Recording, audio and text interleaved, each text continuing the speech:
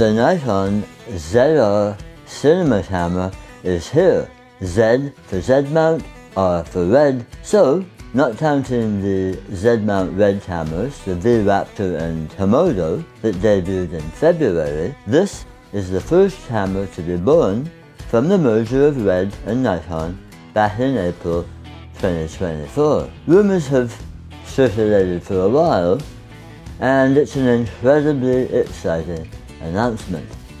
Having reviewed the reviews, I'm ready to add my 2 bits from the perspective of someone who probably shoots more video than photos these days, and as the owner of a Nikon Z6 III, which shares much of its internal DNA with this decidedly video-oriented camera.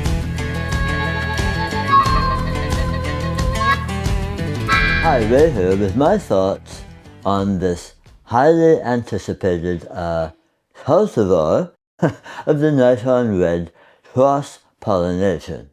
From everything I've seen and heard, it looks to be well built, but, and I may be mixing metaphors here, how much of that famous RED special sauce will we get along with Nikon's main course? I'll leave that till later to look at the main features, beginning with the body. The Zr is a compact camera measuring just 133mm by 80.5mm by 48.7mm and weighing in at just 540 grams, 1.19 pounds without battery and cards. So let's add another 87 grams for the ENEL 15C battery and a card, and we'll get to that later. Obviously not the traditional box-style cinema camera, meant to be at the center of a rig, and again, I'll get to that potential when it comes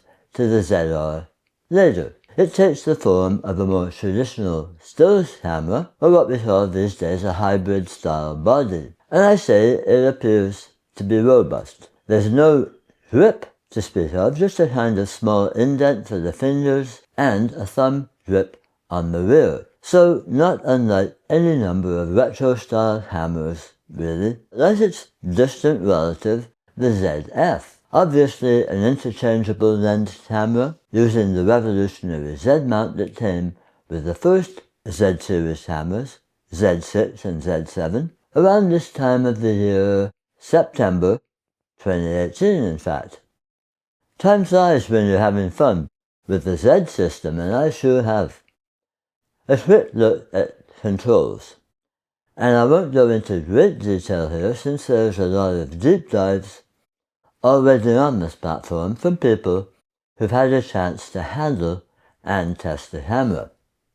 As I said in the intro, I want to focus on what the Zr might offer for someone like myself and my potential use case. The top of the camera holds the most controls. From left to right, the power button, that's quite a departure from the usual right side switch. Jump over the digital hot shoe, put that on the list for further comment too. Towards the front there's the button, more like a switch really, to change between video and stills. And yes, this video-centric camera is still a capable stills camera, essentially a Z6 III with just a few minor differences.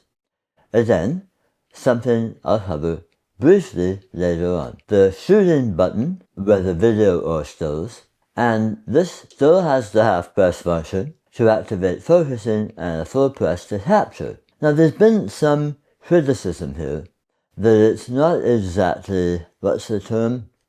It doesn't have enough haptic feedback, so it's not easy to tell if you've enabled record. Luckily, there's a tally light, and there's a second record button on the front. Around the release button, there's the plus/minus lever to control zoom functions. 3 function buttons left to right, 3, 2, 1, nominally labeled display, mode, and plus/minus exposure comp. I should mention, while reviewing the top, either side of the hot shoe, the new and improved mics, 3 in all. and those can be configured in a number of ways: front, back, pure, stereo, etc. But when it comes to the digital hot shoe, I guess we should call it an accessory shoe now, there's a number of peripherals coming, including the ME-D10 microphone from Nikon. On either side, there's slots to accommodate a strap, but just a minute. Where's the usual sort of central bump under the accessory shoe? Well, there's no electronic viewfinder here. The EVF is supplanted by, hold that thought, on the front right, there's just that aforementioned record button, and above it, the lens release button. Top left, the front command dial for aperture, nothing at all on the left as far as any controls or access. On the right side, there's access to ports, which include 3.5mm mic, headphone, below, USB-C and HDMI. And this is where I'll press pause for a moment to mention the first, I think it's safe to say, universal disappointment with this camera. This is a micro HDMI port, and we all know what that means. A real potential point of failure. I'd have been okay with a mini like we got with the original Z cameras, but micro, I mentioned in my ZF video, the ZF has micro HDMI, how I sort of reinforced or stabilized the cable. I understand this is one of the compromises Nikon likely made to keep the Zr small, and there's less need for HDMI with this camera.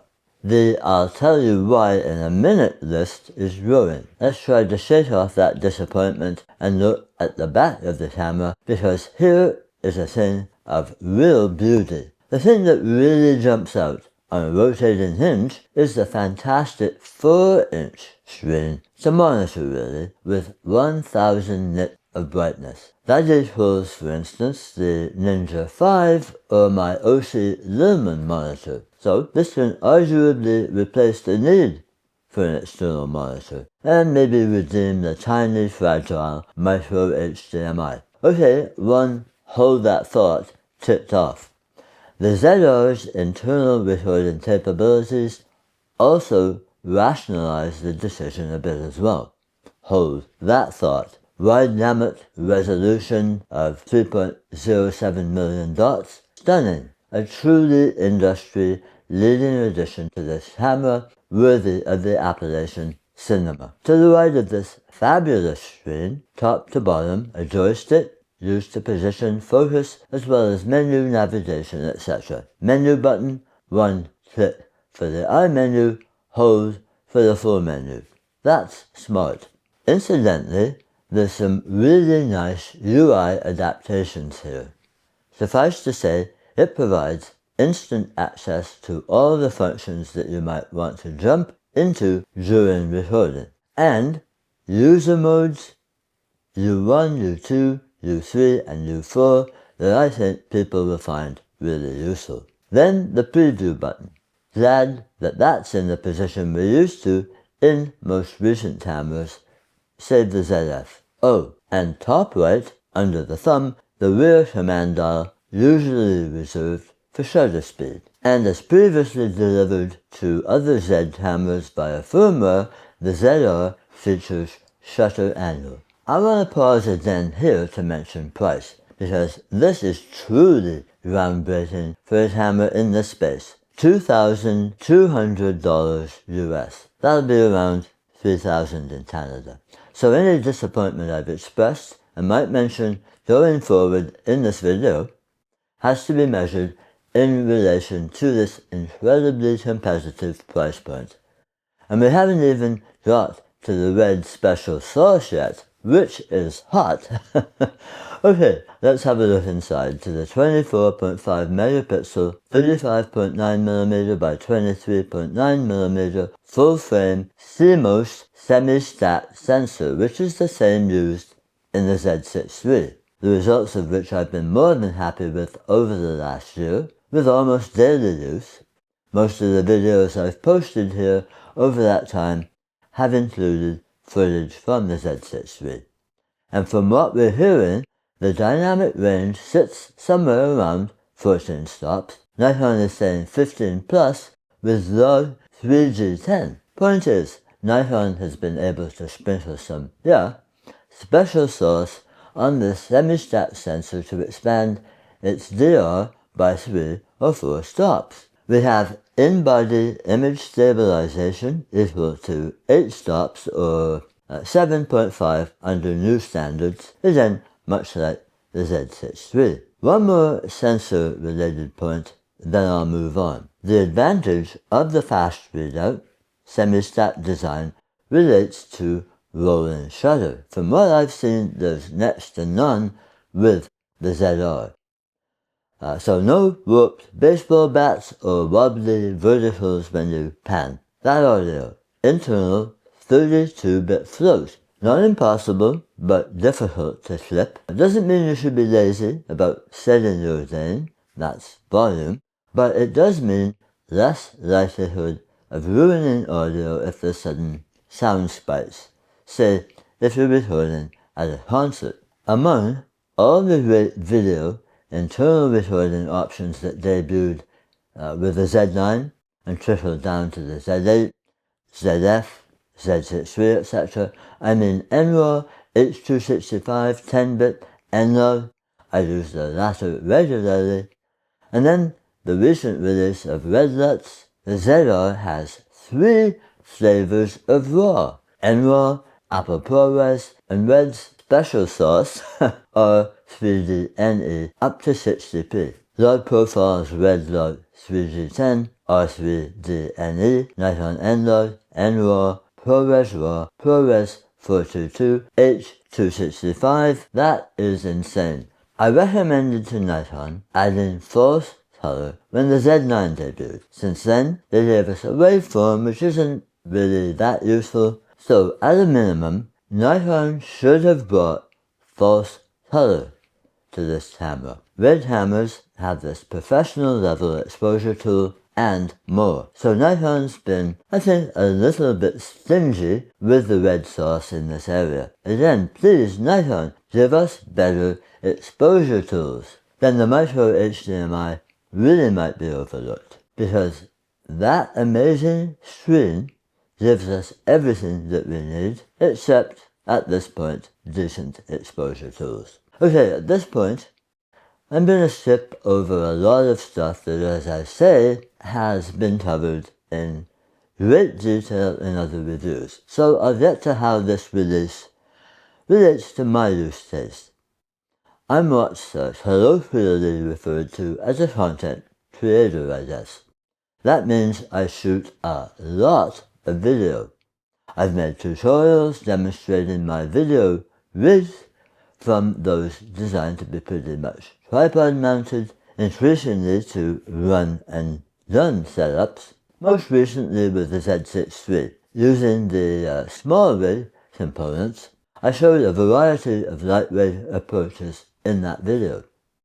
Obviously, the Zr lends itself to that run and gun approach. Essentially, you could just throw on a lens, one of 50 Nikon Z mounts available, tons of third-party options, cinema lenses, adapted Nikon F mount, Sony E mount. The options are limitless. But I think this camera calls for at least a minimalist rig, and my favorite maker of all things riggable, small rig, is up to the job. And small rig is due to release a cage and other accessories for the Zr. I'm familiar with small rig's approach to cable reinforcement, as with the hinged unit used on the Z8 and Z6III cage, for instance. And their cage for the Zr will include a similar feature that literally takes a bit of pressure off the micro HDMI port. So it looks like on both of these there will be a more complete rig, as well as a cage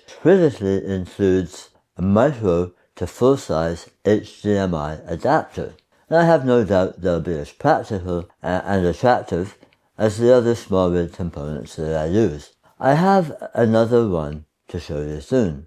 I actually put the release on hold to cover this development. Last but not least, the bottom plate and the battery door, which takes the long-lasting 2280 mAh EN-EL15C we've come to appreciate with a number of Z series cameras. But this is not just the battery door, it's also the hard compartment, which follows on from the ZF design, except here we get CF Express Type B rather than the ZF's SD. But alas, microSD for that second slot. I categorically hate microSD, and I'll tell you why I hate them even more than ever after a recent experience with the ZF. I made a silly mistake which led to an expensive mistake.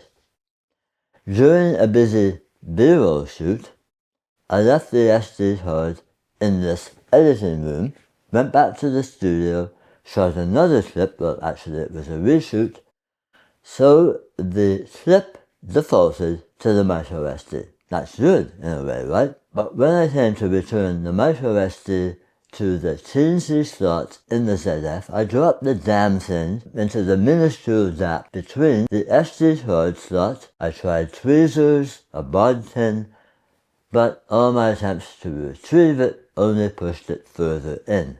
So far, everything works okay, but a 256GB V60 microSD card is now a permanent, though non-functional part of my ZF.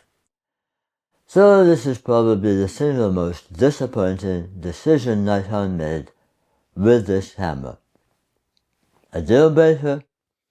Well, for me, I'm not sure.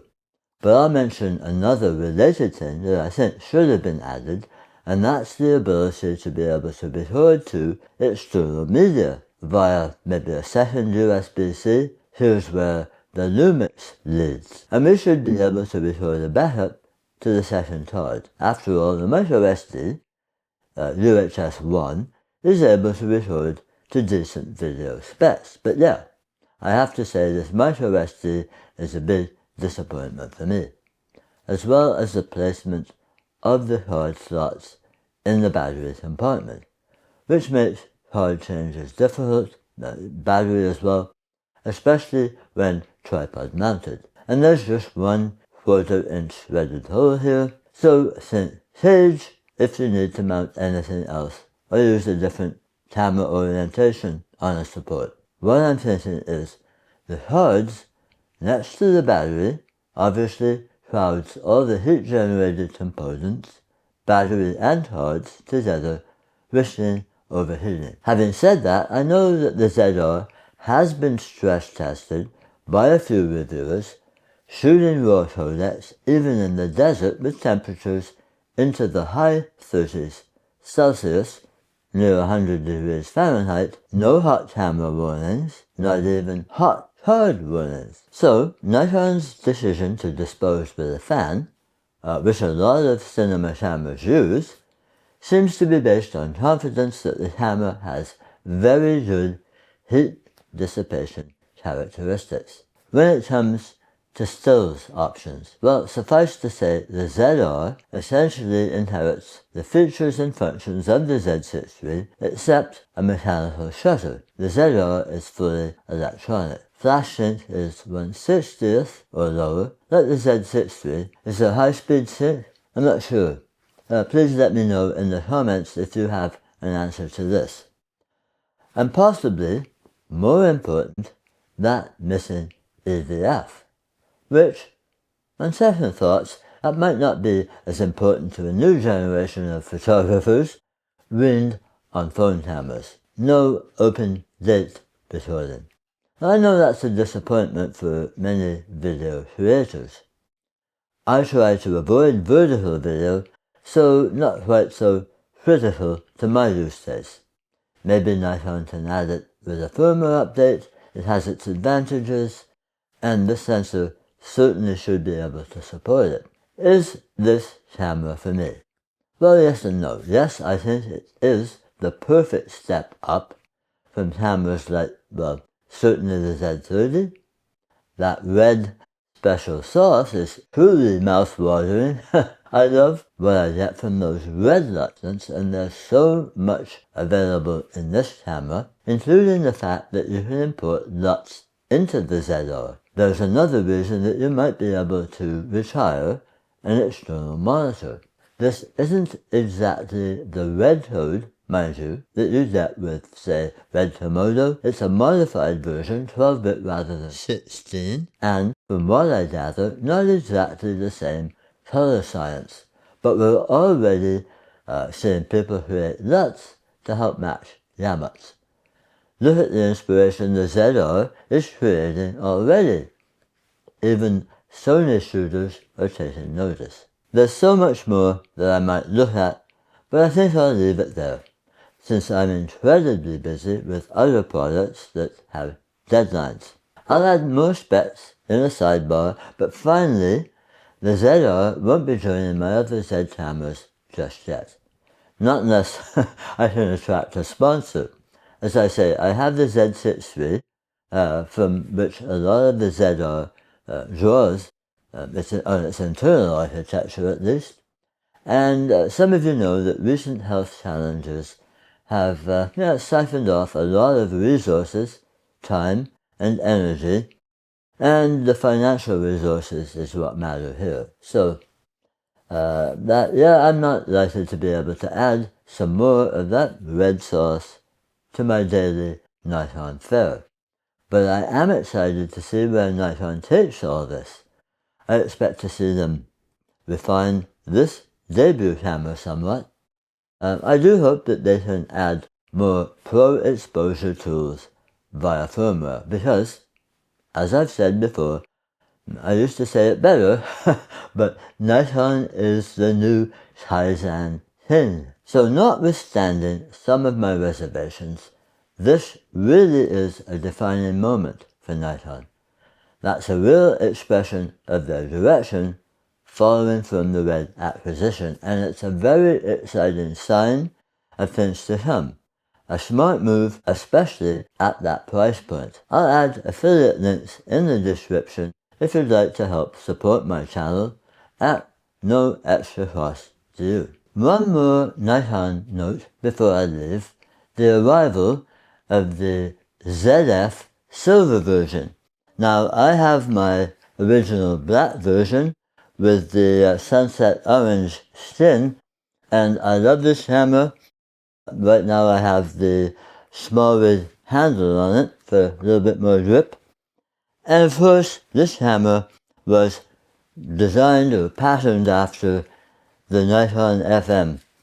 My original Nikon camera, the first Nikon camera that I bought in around 1980. And so the silver version is very reminiscent of this, and this was the original design. Afterwards, I had 2 or 3 FM2s in the black version. And so, I love that. I'm probably not going to buy one, although I really think one in the green skin would look just awesome. But that's a great addition to Nikon's lineup. So man, this is a great year for Nikon so far. I hope this added something to the discussion and the excitement around the launch of the Nikon Zr. If you found this video useful, please give it a thumbs up, and if this is your first time to my channel, please do consider subscribing. Hit that notification bell so you don't miss more content from me. In the meantime, take care, cheers. We'll see you later.